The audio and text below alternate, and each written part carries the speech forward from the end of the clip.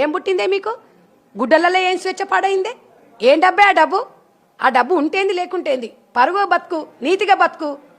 అనసూయ, నిన్ను మాత్రం వదిలేదు లేదు. నువ్వు బయటికి రా. నువ్వు బయట మళ్ళీ ఇంకొకసారి మాట్లాడినావు అనుకో, నిన్ను మాత్రం వదిలే ప్రసక్తి లేదు. అనసూయ, చిన్మయి నీకు సిగ్గుందా? అవే చిన్మయి, నువ్వేం మాట్లాడుతున్నావే?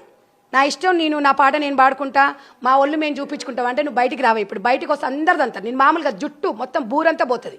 నీ మొగడు ఏం సినిమా తీసిండే? గర్ల్ ఫ్రెండ్ సినిమా తీసి చున్నీ లేకుండానా?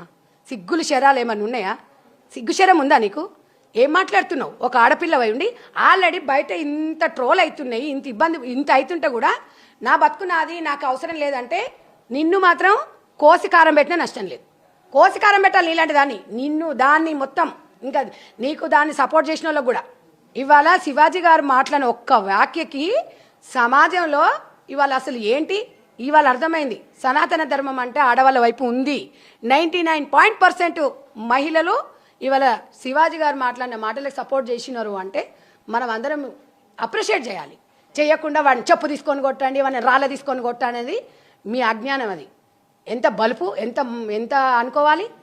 డబ్బు ఉండంగానే మదము అహంకారం పెరుగుతుందా ఆడదానికి డబ్బులో లేదు అందము. ఎంత అనుకోతోనుంటే అంత బాగుంటుంది. చేయండి, మీరు యాంకరింగ్ చేయండి, మేము వద్దనం.